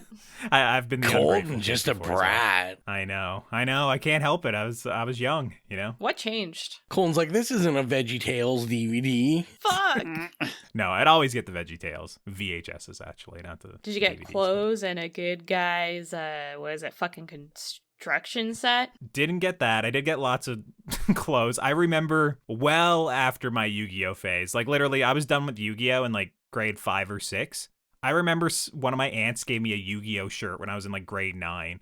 And I probably could have worn it, I guess. But I was literally like, that was one of those jokes or one of those gifts where I looked like Andy in this movie where I was like, what on earth is this gift? Like, dude, I bet you would love that shirt right now, though. Oh, now I'd rock it. Yeah, I mean, yeah. But it'd be like almost like ironically or nostalgically so. It's not cool to wear a Yu-Gi-Oh shirt like 3 years after it was popular in, you know, high school or middle school, whatever it was. Loser. Exactly, right? Wearing that shit. Mm-hmm. So the other thing I was kind of curious about, because I actually do have a story, is I wanted to know, did you guys own creepy dolls or like anything like that? Like, we've talked about this. Yeah, see, I was gonna ask this question as well, but we kind of brought it up on, what was it, Dead Silence, like a month ago. Yeah, where I remember Jill talking about creepy dolls and whatnot. I didn't own any dolls. My sister had a couple of porcelain dolls that were pretty creepy. But yeah, like in terms of like what I had, it was just mostly like, oh, I got this big alligator, or I got like a T-Rex or something. It wasn't like dolls, really. What's funny though is I was actually looking at like old pictures today from like Christmases, and I found one of me like holding up this like the Pokemon VHS from like the show, and in the background is like all these creepy fucking ass dolls that I got for Christmas, like porcelain dolls in the boxes. Also, there were these porcelain dolls where it was like they were in this like fuzzy bunny suit, like the whole thing was like a fuzzy bunny, and then the face is just a porcelain doll. Horrendous. That sounds terrible. They're so bad. Nope. Nope. So I did have one, and Jesus, this is how much I love the podcast and our listeners. I have friends that don't even know these stories, so we'll just dig in my psyche. But so I used to have what it was a ham puppet, but it was a baby in like a blanket, and I, of course, because I'm original, I named it Baby, and it was like the ugliest thing on it. Like, it was bald and it was like all picked, so it's just like string was coming out of it, and it was like slit fries, and like it was like handmade or something. But the most embarrassing thing of it, well, hey, I took it everywhere. I called it my baby. and I like brought it around. I nurtured it. But when I got enrolled in school in primary, I refused to go to school I had to bring my baby. And yeah, I was bullied, and then I came home and cried after the first day. Rightfully so. Yeah, I would say so. When I saw Andy going to school with his buddy doll that was like the size of him, I was like, bro, that's not He's gonna get. Yeah. But there was another kid. Andy. Did you see the other kid with one? Oh, I didn't see it. No. Yeah, there was like another one. But then he brought it on the bus and shit, and I was like, this is kind of wholesome, but at the same time, you won't get beat up. Yeah, I don't remember any kids at like that age bringing like huge ass dolls like that to school. Like, of course, some guys might bring their Max Steel, action figures, or the girls bringing their Barbie dolls or whatnot. But like a doll like essentially the size of you, like that's insane. That's on another level. Mine wasn't that big. Mine was the size of a baby. But yeah, all right, I'm done. Yeah, I'm done. but like how big were you in comparison? I need to. I mean, it was like the size of a baby in a blanket. Like and you're just cradling in your arms. Yeah. That's actually adorable. I'm being an asshole. You know what? Whatever, guys. I'm never sharing anything on this podcast again. So I was just kidding. You'd be sitting in the classroom with like your baby doll, and I'd be there sitting there with like my Velociraptor like puppet. That's just like my whole hand. Jesus Christ. I brought my like Barney and Baby Bop plush dolls in kindergarten. I got like really bullied for that, and I threw it all away after. So we're not all without our trauma. I loved Barney at that point in time as well, but I didn't bring him to school with me. Left him at home so we can watch TV and dance around. Listen, some people learn very early that if you bring something that is not gender conforming to school, that you're never going to ever do it again. So I guarantee you that boy would not have brought that to school one other time. Let me tell you. I know before we even think about wrapping up, I've got to talk about the music. The theme song. It's a banger. The funny thing is, good. I don't remember any music in this movie at all. Oh, it's so good. This is the first movie in 6 months that I have not written a word about music on my notes. I got nothing either, Rowan. I'm sorry. I don't have anything about the score. Rowan, I don't know if there's a banger. We're all like, what music? So I can't comment on the score because I don't really remember a score necessarily in this, but the theme song that plays like in the beginning and then at the end, it is so good. It is so good. It's just iconic for me. The end for me though is the cunt shot of the kid with like, he's just sitting there looking after like That's the funny. I love that it just ended on that. It was so freeze stupid. the door open a crack. Yeah. It was very much the end of an episode of Degrassi where they look back at the camera and it freeze frames and then the whatever it takes. Do do do do do do. Right. It was very much a like when that paused. I was like, oh, please start the like guitar strings from the Degrassi theme song. You brought up Degrassi the same day we're talking about Drake's dick. Oh, I thought we were gonna make it through the whole episode without mentioning that. Oh God. To quote myself, you spilled, Jill. Yeah, I thought that ending shot was very much like soap opera, like 100%. Like once again, just like so cheesy that I was like, oh, all right, whatever. Let's end on the freeze frame of like, yeah, it just reminded me so much of like, oh, it's Days of Our Lives or something, you know? What about Andy, the possible sociopath? That like final line when he's killing him and he says, "This is the end, friend." Oh shit! I was like, "Oh shit, that was Andy, badass. just kill her." Well, Andy has like a bit of a traumatic story in this, anyways. It's like his mom forces him to go to school the day after like his babysitter dies. Then he's like, you know, an accomplice to murder for blowing up an apartment. Then he winds up in a psych ward. I'm just like, this is a wild story for Andy. And then also like seeing like his orderly essentially get like electrocuted to death in front of him as well. Like, shit, yeah. Andy I don't know where the sequel goes, but this guy should be incredibly traumatized. Like, I hope in the second movie he's just like literally can't get to sleep because he has nightmares of Chucky all the time or something. Like, I'm gonna have to check it out and see if it's any good. Is the second, like, are any of the sequels worth watching? I know you've seen them all, but, like, are they actually, like, good, or is it very much, like, you just follow? Oh, yeah. I'm a no, they're good. I think Chucky I'm fan. not going to spoil, but, like, this series gets better with every movie, to a certain point. Yeah, Like, yeah, I would agree with the I would second and agree third with one. that. I think I will admit I think are better than the first one. Holy shit! And then okay. Bride All of right. Chucky and Seed of Chucky are like in a whole other level. Oh, you hell know? yeah.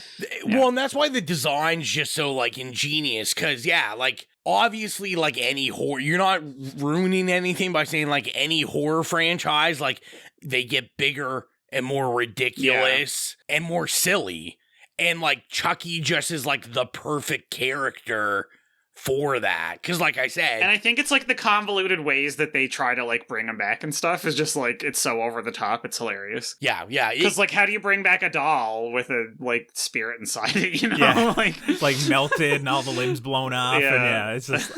Well, I'm kind of wondering as well. Like once again, I haven't seen them, so obviously I've seen the posters and I've heard all these stories about Chucky throughout the years, but I just haven't watched the movies for myself. So nice. Maybe that'll be the next long-standing horror series that I check out. Yeah, you should. Number 2 is really good. Nice. Yeah, now that we've broke the bubble, I'm sure we'll pick these every once in a while, because I was gonna say, listen, you never know, we might do 2 next week. Every February, we'll do a Chucky movie. Wow. Yeah, wow. We're just gonna say the poll, the anniversary poll, will be which Chucky are we gonna do? Sorry, guys. That's it. Yeah, next fan favorite February will just be all Chucky. That's it. I just wanted to do a very quick shout out to their fucking horrifically bitchy gay supervisor at the store. So I have a note that I was going to say as well. I said, Walter is a little wiener. This guy sucks. Yeah, it's so funny because I was like, I know this person very well, and there's somebody who has like not even a middle job. It's like 1 millimeter above bottom of the rung, and like it's their whole personality. 100%. And when him and Dinah Manoff, Maggie, get into it, and she's like, I don't have a date anyway, and he's like, oh, I don't understand why. And I was like, you little fucking bitch, nobody's gonna date you. That's why you're so miserable. You can't find a man to date you. Everyone knows a Walter. Yeah. Anyway, I was just shout out to Walter. I was like, boo, tomatoes, like throwing at my screen. Yeah, 100%. I was doing the same. Well, let's land the plane and get into rating this.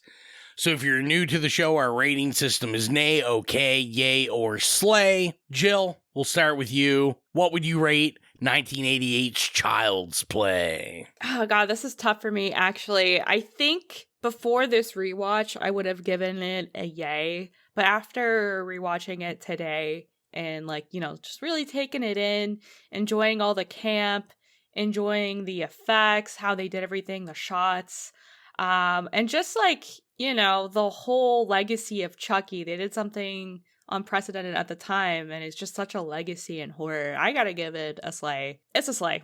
What about you, Mike? Okay, so I'm gonna qualify.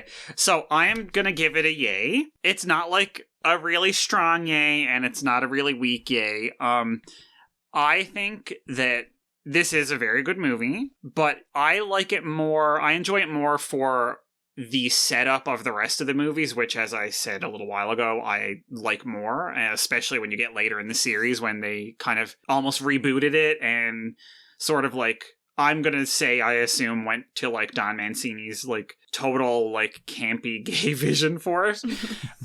It's very I think it's very, very competently done, and there's some really great scenes and really great aspects of it. But there's also a small part of me when I'm rewatching it that is like, it's too.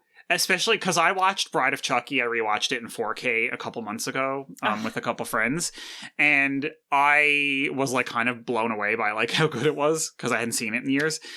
And this just is very workmanlike. I feel like that's Tom Holland in a nutshell. It's competent and workmanlike, which is good, but it doesn't quite like jump off the edge. I can tell when I'm looking at it that like they obviously did struggle before landing on this like version of Chucky and this version of the script with what to do. And I feel like there was definitely some over the top shit that was pulled back a bit, maybe to like make it a bit more commercial. So I'm giving it a yay. I think it could have been better. It's workmanlike, but it is very good. It's very competent. It's great. I'll never not watch it. If somebody wants to watch it, I'm always down to rewatch it. So it's a yay, not a slay. I totally get you're slaying it, Jill. And maybe when I rewatch it next time, I'll like, kind of give it an augment. But yeah, what about you, Ro? Yeah, I think I'm going to land on a yay. Jill, you slayed it. I think there's probably tons of slays for this out there. I mean, it's kind of same as Mike. Like, I have other entries that I like better than this one for me personally, but to me, this is a pretty, like, strong yay. Like, I think there's not a lot to fault this movie for. Like, it looks great. The scares are great in it. Like, it's just like a very well done horror movie that, like, on paper shouldn't work at all. Like, this should just be a failure. And, it's not, it's one of the biggest horror franchises, and there's a reason that it's still going strong. So yeah, all that said, I am going to go with a yay also.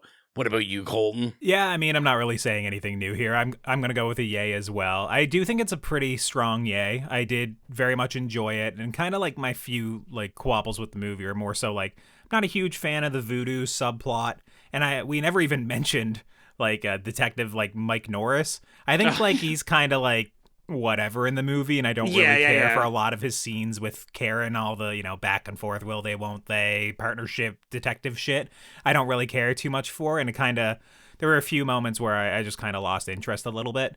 But as I was watching it, I was consistently just surprised with the production of it all, like how seriously they take this concept. Like, they're not making fun of itself. Campiness is something I'm usually allergic to. I always say, like, when it's a competent movie that I know that it's like planned to be campy and they're executing on it, I'm fine with it. It's more so when they use campiness as the excuse after the fact, where this is like, you can tell like this was all like planned out.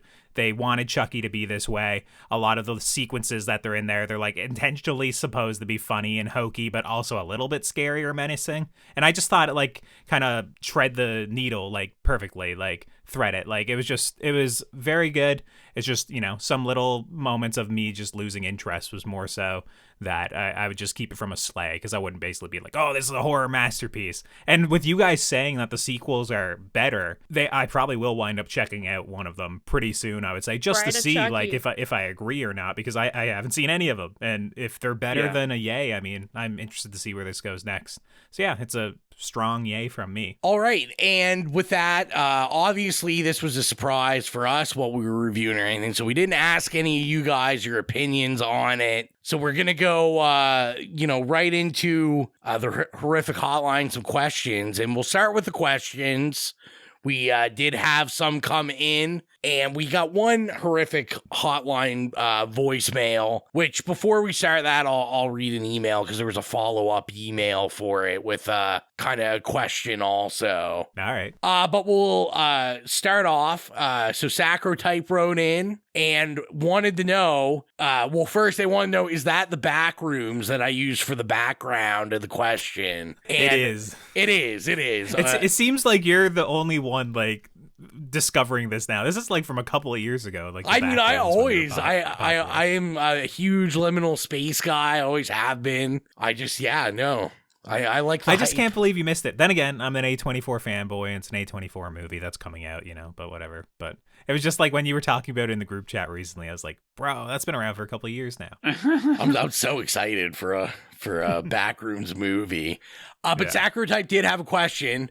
He said for the podcast, what horror scene do you dread rewatching? Now, he didn't say if that's is it because it's scary, or is it bad, or he didn't say. So I think you can pick any. For me, Annabelle Creation has like the scariest moment for me ever. I think it's like when they're in a bedroom and like under the sheets, and then like the demon like appears and it's like, I'm gonna eat your soul, and like whatever. It made me scream in a theater, and it scared like the living fucking daylights out of me, and I could never watch that again. I will have to like close my eyes or leave the room or something. It fucking terrifies me. Yeah, for me, I've discussed it before on the show, just because like I'm so desensitized to horror now that it's very surprising when something will actually even make me go like, oh, you know, like move a little bit, like, oh, that is unsettling. Obviously, The Medium kind of succeeded in some regards more recently, but I'm going to go to the Poughkeepsie tapes, I guess, just because once again,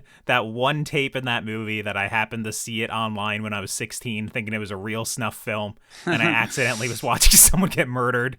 There is a little bit of trauma like involved with that scene that when I was watching the Poughkeepsie tapes for the first time within the last year or two, there was just this sense of dread in me the entire time that I just knew that at some point this scene was going to get dropped on me, and I just couldn't remember if it was going to be as scary as I remembered. And I still found it very unsettling. It's not an amazing movie or anything, but that one scene I very much still find quite disturbing. I'll think when you guys are, you know, answering and see if I could pick anything else out, but that's the main one that just kind of popped into mind for me. I definitely can think of, there's one movie, there are numerous examples of this, but there's one movie that has like 3 within about 15 minutes that I absolutely love this movie so much, but I literally have to look away like every time I know each of these things was happening, and it's the Evil Dead remake. Oh, okay. And it's the eyeball part and the tongue part and the electric like turkey shaver knife part. Every time I watch this movie, I'm like, I spend like 40 minutes just, you know, strengthening myself, hyping yourself harnessing up. all my strength. I'm like, okay, I can do this. I won't look away.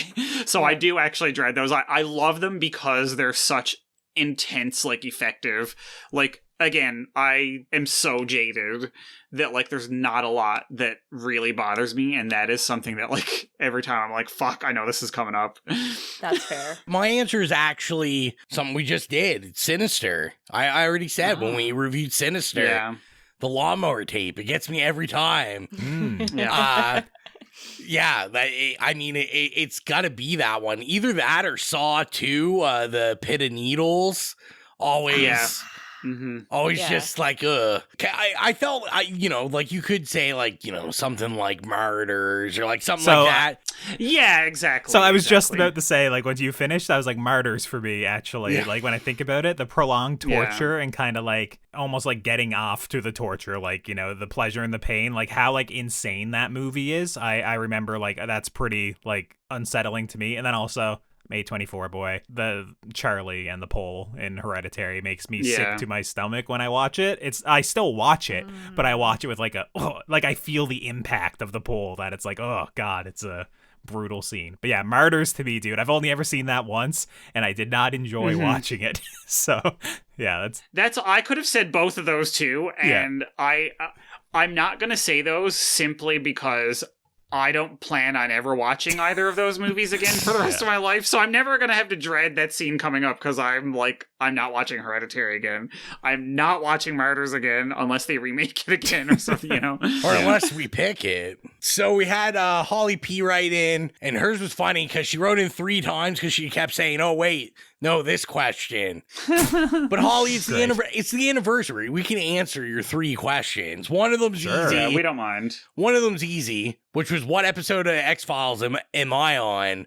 I took an X-Files break, but I'm coming back. So, you know, I overloaded myself with just like, you know, days and days worth of X-Files. But I'm coming back. I'll let you know next episode how I'm doing. One of her other ones was, what is everyone's go-to horror or other genre of movie that they just put on in the background? So if you're, I don't know, doing dishes, you're doing something, you're like, I need a movie just to play in the background. Maybe a horror pick and then one that isn't a horror. For me, for horror, it's Jennifer's Body. I like to put that one on when I'm like in the kitchen, like baking or like doing chores. I'll just put it on. I don't know for non-horror, but someone else go. Yeah, that's hard for me because, you know, I'm one of those people that I always like criticize or say like, oh my god, you guys aren't giving the movie your 100% full attention, right? So for me, like whenever I'm doing something else, I'm a podcast boy. I'm always listening to podcasts. Like I'm listening to podcasts when I'm trying to go to sleep, when I'm showering, when I'm doing anything. I got a podcast on. But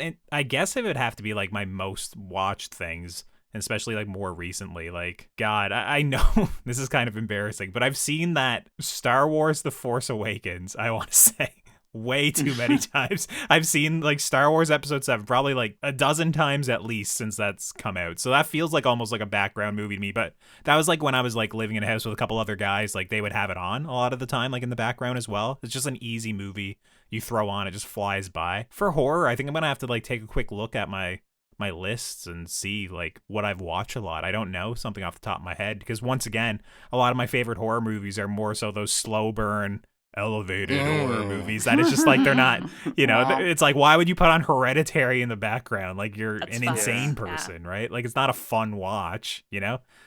I need a moment to take a look at the other ones. Figured out my non-horror movie. It's Wolf of Wall Street. I put it on all the fucking time. I probably watched that movie more than anything I've ever watched before, and it's probably not a great like background movie, but I love it. Mine are kind of weird. I have two answers for the horror one. So one of them is From Dusk Till Dawn, and that's, you know, I don't know if I think I've talked about it on the podcast before, but like in my bedroom I have a VCR and I have a huge like VHS collection, and that's like one of my favorite VHSs is From Dusk Till Dawn, and it has like before DVDs, like at the end of the VHS there's like special features that are like after the movie, but like I'll put that on if I'm planning on going to sleep. I like a movie playing when I'm sleeping, so I'll put that in. And then other than that, like my other horror one, which is really weird, is The House That Jack Built by Lars von Trier? Bro, yeah. Girl, you have issues. There's something wrong with you, dude. Issues. I think I've seen it like 30 times. Like, and I'll play it if I'm... Ro has a crush on Matt Dillon, that's why. I like the movie. Like, it's... Like, I've seen it enough. I know what's going on, so I'll play it and I'm doing other stuff. I know what's going on. And then a non-horror one is usually, like, I find with that stuff, it's just something I've seen a lot or has a nostalgia feel. Like, I'll put in, like, Can't Hardly Wait or, like, something like that. Usually something funny that I've just seen so much that I can be on my phone or I can be doing something else and a part will come on and I'll, you know, if I'm doing dishes, I'll come out and watch that part, go back to doing dishes. That's my answer. Yeah, you know what? It's funny that you brought that up because that's sort of my go-to non-horror too. I do actually love Can't Hardly Wait, but I like celebration movies with lots of like crowd scenes and like lots of music playing on them. So I like that. Another one I really love is one of my favorite. It's a like gay camp classic Sarah Jessica Parker movie from like the late 80s called Girls Just Want to Have Fun, where she's like a dancer and trying to like make her way to like the dance off for this like dance TV show that they have every week. And it's very much a like MTV movie from like back in the day when they were trying to like make everything look like a music video. And I've watched it like 80 million times. So I love putting that on in the background as like background noise. And because it's got really good soundtrack and there's always music playing. So I'm like, you know, folding laundry and like bopping. And like, horror, I love putting on. Oh, also American Dad, but that's not a movie. But that's my go-to background. But like horror, I will love to put on like a Friday the 13th or something because I've seen them all 800 times and they're just brainless, good fun. And again, I can go like, oh my god, this part's really good, or like this kill's crazy, or oh, I hate this asshole, I want to see him get ripped in half or whatever, you know. And there's so many of them. There's like 13, so you can always have like a different one put on. And yeah, definitely Friday the 13th is like a nice background comfort, not paying attention to a movie. For me, I just pulled up my stats, such as on Letterboxd. I am right. My most watched is Star Wars The Force Awakens since I've been logging, which is embarrassing. I do have it a dozen times. So it is like, whatever, it's on in the background. Yeah. Which, that trilogy gets really bad, like after the first one, so whatever. But in terms of horror, I do have Troll 2. I've watched that a lot. And that's like, I watched it a lot before I had Letterboxd as well. That's like a hangout joke movie, like great to have on, have drinks, have something to eat, like chat with friends, you know, whatever. And then, I don't know if this really counts as a horror, but I've seen Jurassic World, obviously, a lot of times as well. And that is a movie that's another one of those that once it gets going, it just kind of keeps going. And it is pretty fun, despite, I think, like a lot of the actors, like let's say Chris Pratt, he's like so overplayed and annoying now. But at that point in time, he was like pretty great. That was like shortly after Guardians. So I remember like back then I really enjoyed it, and it's like the perfect blend of like, oh, it has some Jurassic Park horror in it, but it's also like really cheesy and action packed as well. Whereas like the original Jurassic Park feels like a capital F film, like I have to watch it. I can't just have it on in the background. Yeah. But like Jurassic World's like, it's kind of disposable and fun, a little bit horror-esque. So yeah, I don't really have a full-blown horror pick that I've watched loads of times. Obviously like I got Get Out and The Lighthouse and The Witch and all this stuff here, but it's like that's I'm not watching those in the background. I'm actually paying attention to those. So And then just to make you think again, like I said, Holly's last question. I told you, Holly, you're a OG Patreon member. I'll hook you up with questions. Absolutely. She wanted to know if you could be any horror movie character, which one would you want to be? Yeah, that one's hard. Oh God, that's a very difficult one. It's easy for me. Go for it. Y'all know I would be Ginger Fitzgerald from Ginger Snaps. 100%. When she's strutting down the hallway. Yes. Yeah. Mm-hmm. That's it. I want to rip men to pieces. I knew it. You just want to I was fucking eat them. gonna say Pinhead, but I don't know if you'd want to see this body in leather. So oh, get out of here. You know what? But no, you get to have their body. Well, I guess, yeah. You know what? Let's keep it in the theme. I'm going Chucky. Because he has a good time. He just, he's killing. And he gets like banging his little puppet wife and stuff. He has fun. I'll say Chucky. Oh my God. I am going to say when I was a kid, and even to this day, totally Alice from Nightmare on Elm Street. Because she goes from like nerdy waif girl to like badass, beautiful, like ass kicking woman. And that was very inspirational to me as a child. So, yeah. It was very, like, stoking the fires of my feminism. I have no idea. I'm trying to think of, like, something, like, for my childhood. Would you be a dinosaur? Yeah, it's like, can I just be a T-Rex? I don't know. You're like Velociraptor. That's on brand. There were years of my life I wanted to be a T-Rex. Let's just go with that. I want to be Rexy from Jurassic Park. Good enough.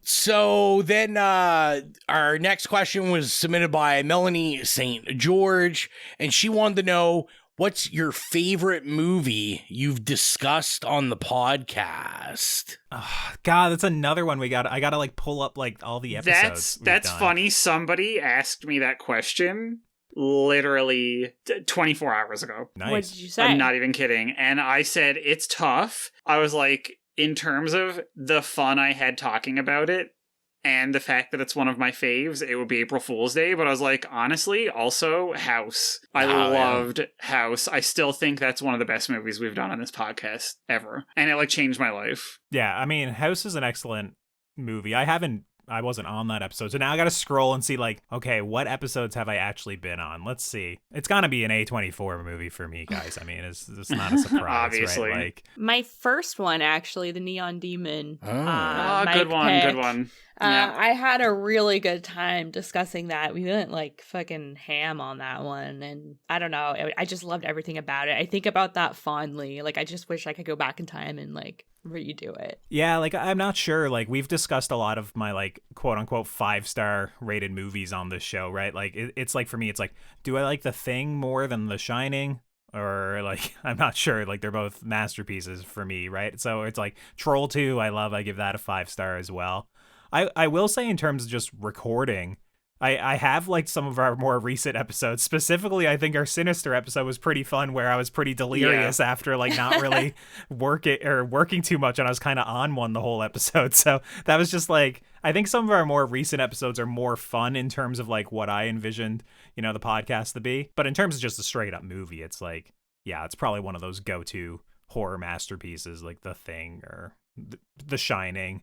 I don't know if I have an A24 movie that I give a 5 out of 5 for like a horror movie. So I love The Lighthouse, but I don't think I give it 5 out of 5 yet. So, and I feel like I can't cheat. I can't be like, oh, all the episodes I love. And I guess the movies, I mean, obviously, our first review was It Follows, and that's pretty much the top tits, as they say, for movies for myself. But yeah, I mean, we've done lots of ones.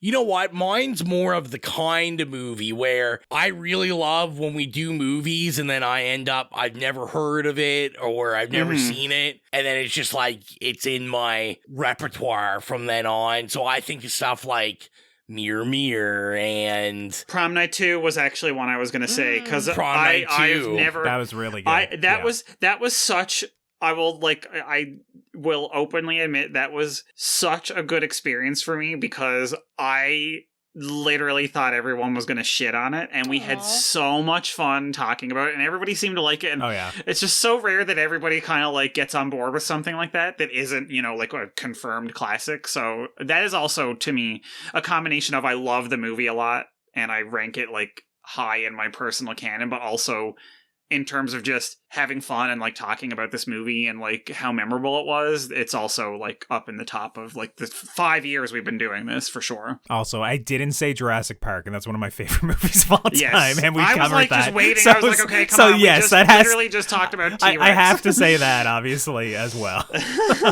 All that's left is our voicemail. But before we get to the voicemail, Nicholas did ask us a question in the email that he sent it. Okay. I'll read the voicemail. See, my issue was I didn't know, Nicholas, whether or not some of this was included in the voicemail or not. So if it is, no one's going to hear this because I'll delete it. But if it isn't, then I talked about it. And I think it's important for everyone to hear and that kind of stuff. So before I get to his question, I'll let you know that Nicholas did want to say congrats for another year on the podcast. Aww. And he said, hope that we keep continuing to do all we're doing. And as long as he never has to watch a Mirror movie again. Oh no, we brought it up like 3 times tonight. That he'll keep the voicemails coming.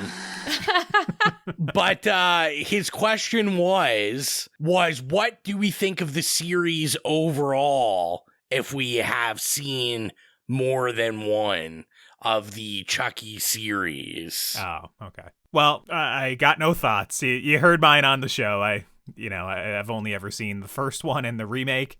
The original is better than the remake, but I didn't hate the remake either. I don't know if that's a hot take or not, but. And I mean, I've said I enjoy, I really like this series, and, I think it gets better. So, I'm a big fan of the series. Same. Yeah, a me couple too. stick out more than others, but I think as a whole, it's pretty solid. Yeah, I think for considering it's like one of those like really sort of commercial series and it's like kind of entrenched in pop culture, that it should be like a Friday the 13th where the quality is uneven at best, but like I find it's just thoroughly, every iteration that comes out every, decade or so is really good quality and really enjoyable for different reasons. So yeah, I love it. I think it's actually a little bit underrated. Like not a lot, just a tiny bit. I would say that's correct because I was just under the impression they're all like garbage after the first one. So yeah, I mean, I follow a lot of horror circles and obviously a lot of like film criticism and whatnot. And I just assumed, I guess, that everyone hated Chucky after the first one, really. So yeah, it's definitely one I got to watch and check out. So with that, I think we'll head on over to Nicholas's voicemail. Well, the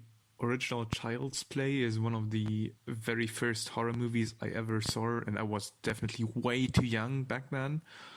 But I'm pretty sure it was let's even call it transformative movie for my taste in movies. And now rewatching it, I mean, I do rewatch it regularly, as I do with most of the Child's Play and Chucky movies. And I still think it holds up. It is a decent movie. It is entertaining enough. And obviously everyone knows where the movie is going, but I like that they keep the murder doll a bit in the background for the first half of the movie before revealing it, and then Chucky and the voice actor Brett Dourif really get to shine throughout the second half of the movie, and especially in the great final act when they're fighting against the doll in the apartment. Overall, I do have to say, after watching it so many times, there are a few slower moments throughout the movie. Oh, maybe I'm wrong. And it is not really what the later series is known for. I still really enjoy the movie, and I'm going to give it a yay because of the entertainment value, but I do think that you have to see the overall progression of the storyline as well, And I think I'm outing myself as a huge Chucky fan here, but I do love most of the movies, and I also am a huge fan of the recent TV show, and really appreciate that they never really start to retcon anything and just keep going with all those crazy choices they make over the course of the movie. And I'm really happy that this movie got picked, even though there were a lot of other interesting picks, especially in the final version with Dawn of the Dead. That would have been just a similarly amazing pick overall. So what's left to say? Well, congratulations to you guys for another amazing year. And I hope you guys keep doing what you're doing. Thank you. Well, thanks, Nicholas. Yeah. And I hope our Child's Play episode did you proud, considering you admitted you're a huge Chucky fan. So, and if you want to be like Nicholas, and sorry, I thought one of us was going to say something else. But if you want to be like Nicholas and leave us a voicemail, you can do so by sending it to itslayespodcast@gmail.com or on any of our social medias at itslayespodcast. We check our Instagram and our Twitter quite regularly. So, I mean, if you want to make sure that it makes the show in a timely fashion, just send it to one of those and we'll make sure it makes the air. And if you're not following us on our socials already at It Slays Podcast, you can do so on Instagram, Facebook, Twitter, Slasher, Letterboxd, Threads, Blue Sky. I know Blue Sky is open to the public now, so I don't know. Maybe I'll go over there and start using it a little bit more, see if it's a cesspool like Twitter is nowadays or not. But you can follow us at It Slays Podcast. And if you want to support the show like our Horror Hounds, Holly, Nicholas, Patrick, Mark, Stephen, Joy, Carvey, Dan, Brian, and Trevor, gain access to the Patreon exclusive show Stream Screams, hosted by Jill, and get episodes of this here main show 48 hours early. If, Rowan manages to edit it in time. Yeah, that's right. Be sure to head on over to patreon.com/itslayspodcast and choose whatever tier works best for you. Rowan, you like the score or, some music in this movie? Yeah, we don't remember any of it, but is it going to make the playlist? I'll add it as soon as we're done recording. There we go. So yeah, if you want to hear the theme song that no one else remembers except for me, go to Spotify to the It Slays Podcast Horrific playlist. If you have any problems finding it, you can go to all the social media that Colton just mentioned. Go to the bio. There's a Linktree link. Click it. It'll take you directly there. We upload scores and licensed music from iconic horror movies we reviewed, or just horror movies we love. So yeah, follow the playlist. Get your spooky music on, because why the hell not? And from there, all that is left, now that we've winded down our 5-year celebration, is to announce what our next film is, and it's a Mike pick. There is no theme this month, so we're letting these scoundrels run wild this month. So we honestly just couldn't think of like a clever name for March, essentially. So we had a few kicking around. None of them were that great. So let's just go back to the old tried and true method of subjecting us to a Mike pick. How dare you? Mirror. Okay, so for the next episode, we're draining all the colors, and we're going to trot back to 1962, and we are going to be talking about Whatever Happened to Baby Jane. Okay. All right. Get Whatever Happened to Baby Jane in your eye holes, and we'll be back in 2 weeks. As always, thank you for all the support. You guys are the reason that we continue to go on 5 years and just, keep on keeping on. Maybe 5 more years, maybe 50 more years. I don't know. We'll find out. As always, I am your humble host, Rowan. Thanks for everything. It's Mike. I'm Colton. Thanks for listening, everybody. Happy 5th anniversary. It's Jill. Andy, no, please. We're friends to the end. Remember? This is the end, friend.